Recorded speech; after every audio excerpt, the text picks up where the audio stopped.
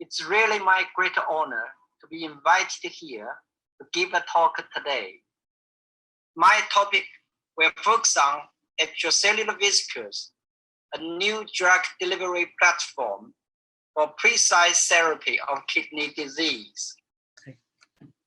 As a nephrologist, my study in the past decade is focusing on the understanding of kidney disease. As you may know, chronic kidney disease, or CKD, has been the global epidemic which caused huge economic and social burden in the past decades. As the left picture showing here, the prevalence of CKD varies from 5% to 20% in many parts of the world. And some of them may progress to end-stage renal disease, or ESRD. And the patient with ESRD has to be accepted the expensive renal replacement therapy regularly. The right figure showed the rapid increase of ESRD patients in many developed countries or regions in the past 2 decades. Unfortunately, due to the expensiveness of renal replacement therapy, large number of patients in some undeveloped countries actually are not accessible to the proper treatment, and they are facing premature deaths. Thanks for the rapid economic growth and a well-established Medicare system in China, that patients with ESRD could easily accessible to dialysis. So the number of dialysis patients in our country is also growing very fast. And now we have the world's largest population of dialysis patients. It should be noted that CKD not only causes ESRD, but also induce multiple organ complications, which causes high morbidity and mortality as well. So ESRD now really costs too much for our Medicare system. Obviously, to clarify the potential mechanism of CKD to ESRD is absolutely critical to provide the proper strategy for CKD patients and reduce the prevalence of ESRD. Although the progress is marvelous in the past, exact understanding the pathogenesis of the development of ESRD is still a big challenge for nephrologists. However, it is well recognized that renal inflammation and fibrosis, specifically the tubular interstitial inflammation and fibrosis, is the key feature of this disease. We and others have suggested that the tubular injury-driven tubular interstitial inflammation could be a key mechanism to the CKD progress to ESRD. So anti-inflammation has been regarded as the current key strategy for the treatment of most kidney disease, specifically for those with heavy proteinuria. Amongst the various hypotheses of tubular interstitial inflammation, extracellular vesicles have attracted great interest by scientists recently. To understand the role of exosome in mediating tubular interstitial inflammation, we have demonstrated that in different animal models, there is a significant increase of secretion of tubular-derived exosomes.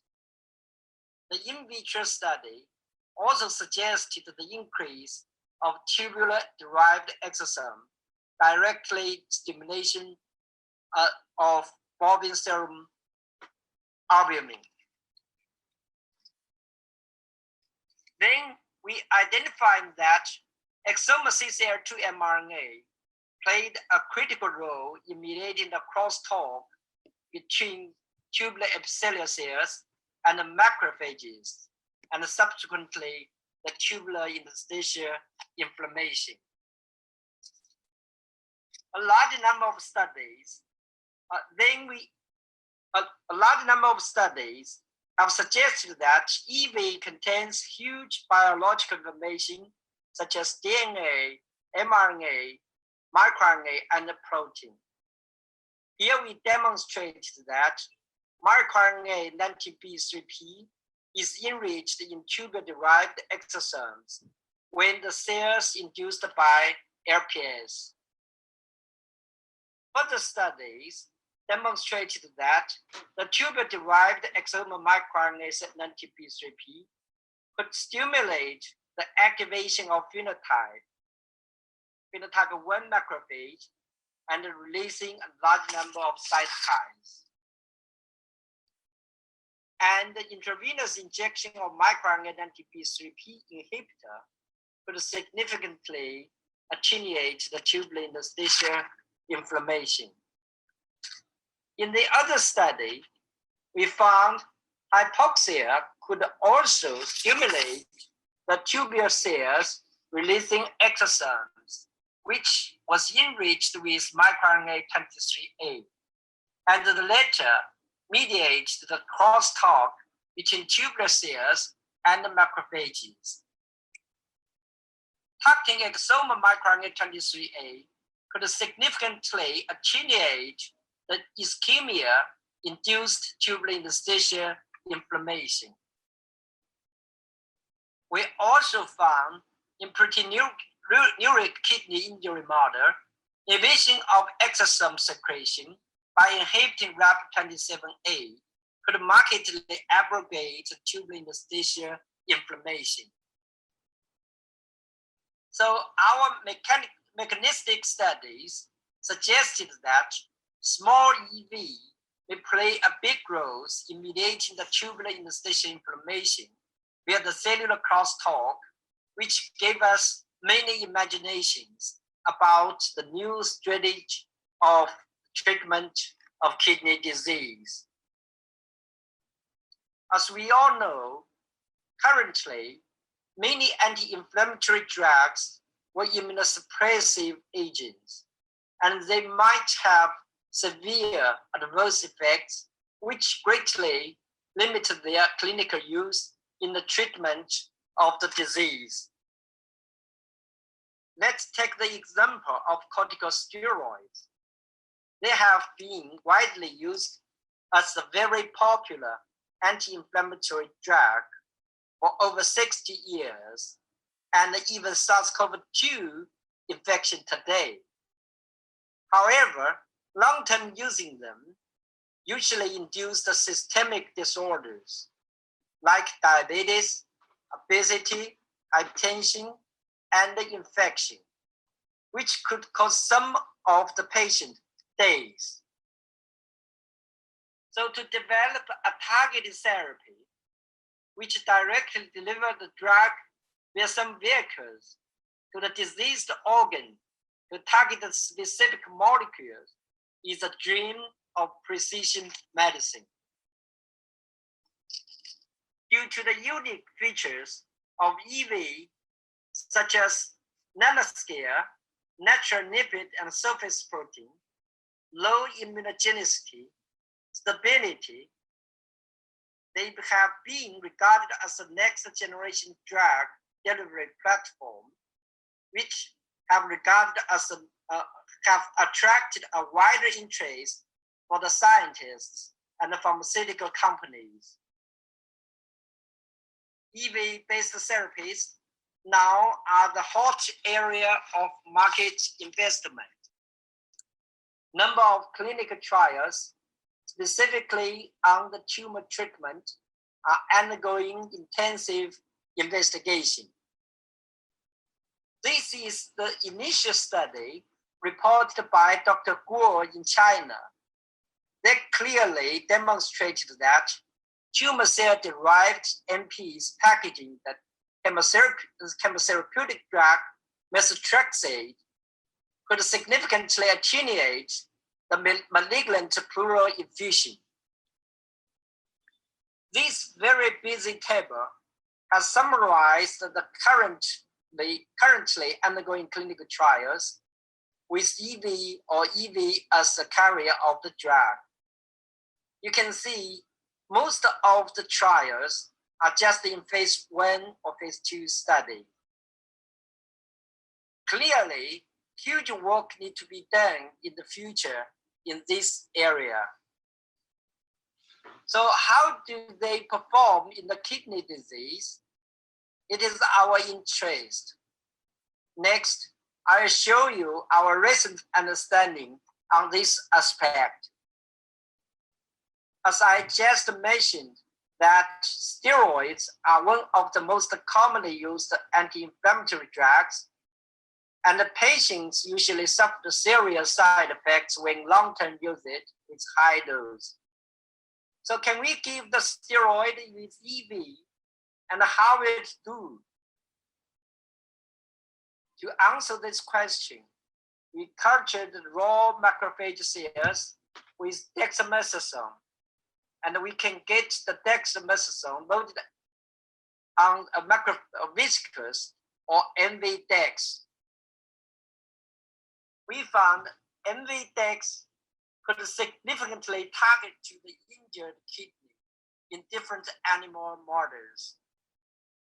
The mechanism for this targeted feature is due to the membrane of MV equipped with LFA or VLA, because when we block them, the accumulation of MV-dex in the kidney is markedly reduced. We could clearly see that MV packed with dex significantly enhanced the anti-inflammatory efficacy of dexamethasone. These pathological figures also demonstrate the impressive effect of MV-dex on renal fibrosis attenuation in Agromycin-induced kidney disease.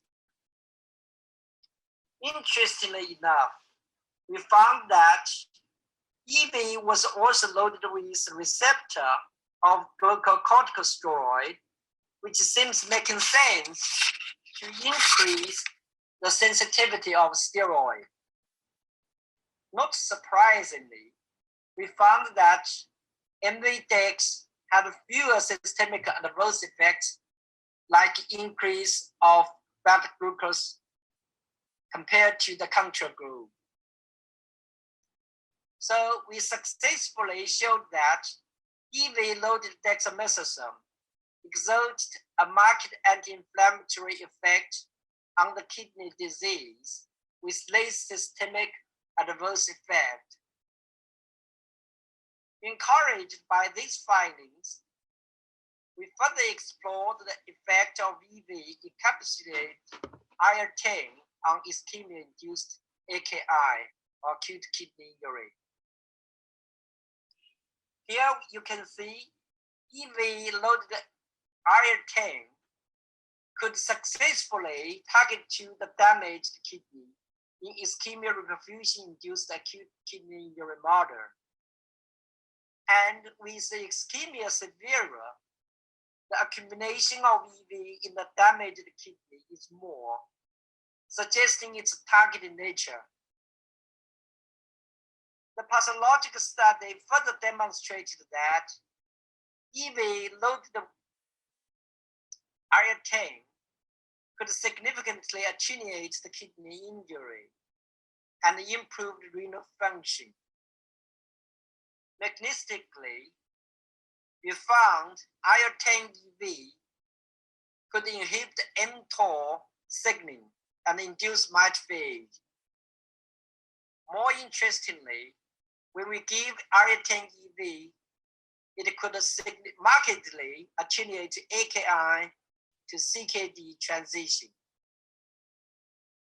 More recently, we developed a specific tubule target EV delivery platform based on red blood cells derived EV or REV. Mostly, we got specific kidney injury molecule 1 or KIM1 binding peptides through phage display technique and then modified them to the IEV. We identified the targeted molecule P65 and STEL1, and then we designed the siRNA for these two molecules and loaded them to REV-LTH.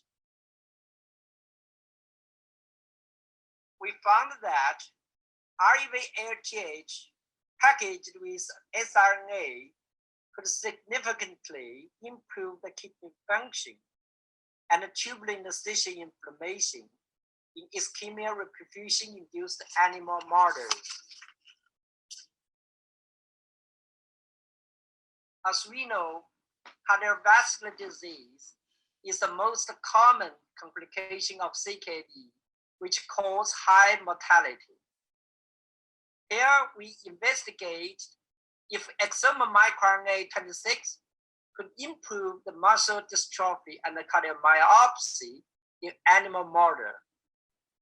MicroRNA 26 was assembled to exosome, which was modified with muscle surface targeted peptide and then given to the animal model by intramuscular injection. We can clearly see the improvement of muscle dystrophy and the cardiomyopathy in CKD models. And the cardiac fibrosis was significantly improved, and heart function improved as well, evidenced by echocardiography. Recent studies have suggested that the key role of mesenchymal stem cells on acute kidney injury might be associated with its production of EV. To prove this, we designed the next experiments. We established a three-dimensional culture system for producing large quantity of exosome. We found that 3D system could markedly increase the production of exosome, which will greatly improve the efficiency of the experiment. Interestingly, we found 3D-derived exosome exerted more beneficial effects to prevent kidney from injury than exosome from 2D culture system in cyst-planting-induced kidney injury model. Interestingly, we also found that MSC exosome could significantly prevent tubular cells from injury by inhibiting apoptosis and G2M arrest. So our work provided the conceptual insights about the potential roles of EV as a drug delivery system in treating kidney disease. Clearly, there are still many challenges to translate these new findings to clinical, which including further understanding the basic biology about EV, standardized the manufacturing process of EV, and the preclinical evaluation of EV as drug delivery platform. So I'd like to summarize my talk. EV are the natural nanosized vesicle with no immunogenicity, no cytotoxicity, and a high biologic barrier permeability. EV are promising delivery vehicles for small molecules, protein, and small nucleic acids. Preclinical studies are desperately needed to promote the application of such revolutionary technical platform in precision treatment of kidney disease. Finally, I'd like to thank the National Natural Science Foundation of China for the number of key programs to continually support my research. Also, I'd like to thank the Ministry of Science and Technology of China for the financial support to this project. Specifically, I'd like to pay my sincere gratitude to my team members and collaborators for their strong support and diligent work. Thank you so much for your attention.